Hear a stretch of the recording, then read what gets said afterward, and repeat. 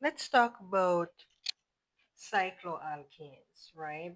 We're going to talk about their structure and the nomenclature. Honestly, your cycloalkanes are simply polyhedrons, right? Polyhedrons are polygons, right?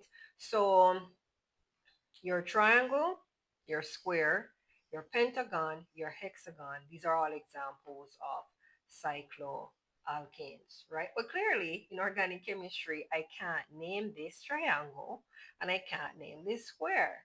So they're all cycloalkanes. Now, the triangle, the square, the pentagon, and the hexagon are the cycloalkanes that you will run into most popular in undergraduate organic chemistry. Your cycloalkanes, in essence, they're saturated hydrocarbons in which the carbons are connected in what we call a ring. They're connected in what we call a ring.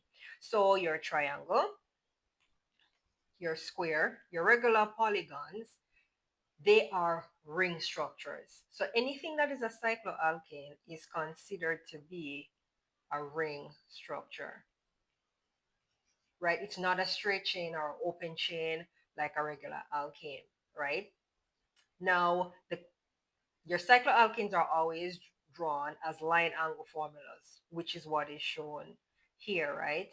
Remember line angle formulas where the hydrogens are not shown, neither are your carbons, but everywhere like two lines meet, there's a carbon. Same thing here, same thing here, same thing here, same thing here, right? So for your cycloalkanes, you always have a line angle structure. Now, the general molecular formula for your alkanes is CNH2N. That's the general molecular formula for your alkanes. So for example, I'm just gonna call this triangle for right now until I teach you how to name it.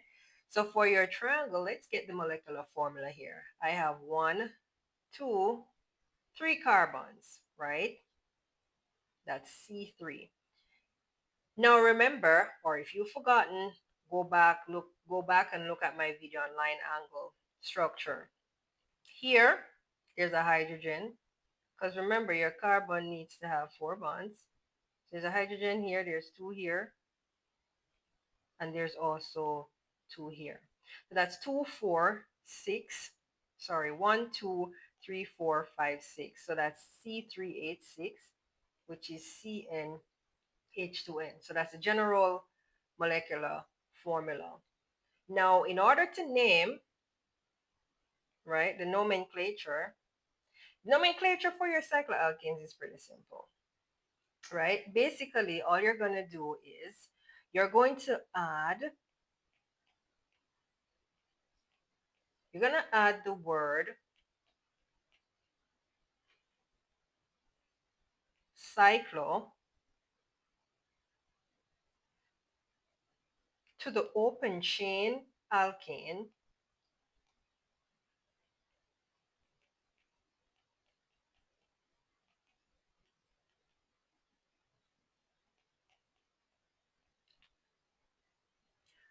with the same number of carbons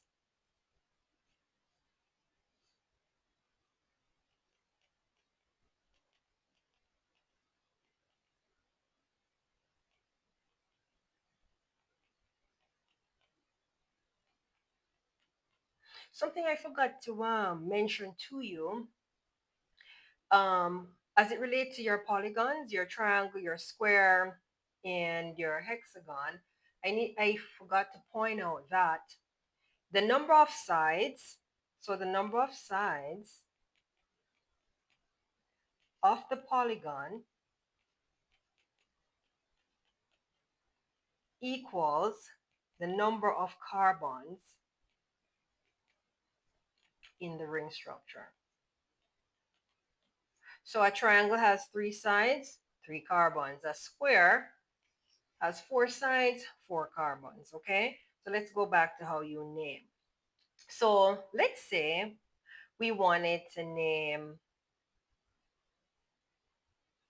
any of these. I'm just going to move them for a second, move them down bottom so we can name them. So let's say you wanted to name these, right? Remember, I said naming is easy and it is true.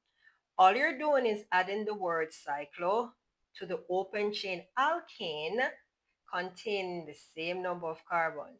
So your open chain alkane is what we've been drawing in my other videos. So for example, if we were to draw propane, whether as a line, angle, or a structural formula, this is considered an open chain alkane, right? So let's talk. Your square that has 4 carbons, right? An open chain alkane with 4 carbons would be butane. Yes?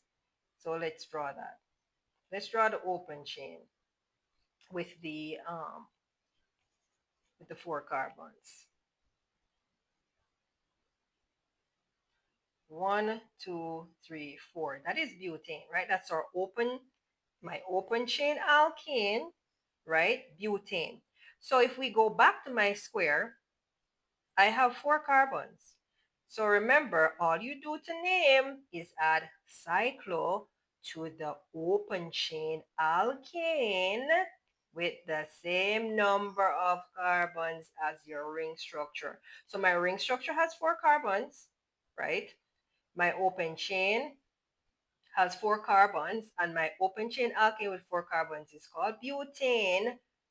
This also has 4 carbons, so all I'm going to do is add the word cyclo to butane, right? Now, let's name our 5-membered ring. An open chain alkane with 5 carbons is called pentane. So this would be